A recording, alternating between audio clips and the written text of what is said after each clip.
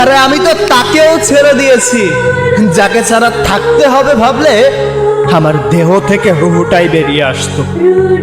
জীবনে যখন কেউ ছিল না তখন ভাবছিলাম জীবনে এমন কেউ আসুক আমার জীবনটাকে অন্যরকম সাজিয়ে দিয়ে রঙিন করে দিক। সে কিন্তু আমার জীবনে এসেছিল, সে আমার জীবন রঙিনও করেছিল, কিন্তু বিচ্ছেদের যন্ত্রণা যে এতটা ভয়ঙ্কর হবে যদি জানতাম তাহলে কোনোদিন এই জীবনে কাউকে চাইতাম না। আমি সেই সব মানুষদেরকে একটা কথা বলতে চাই যে মানুষগুলো এখনো কোনো সম্পর্কে জড়ায় নাই।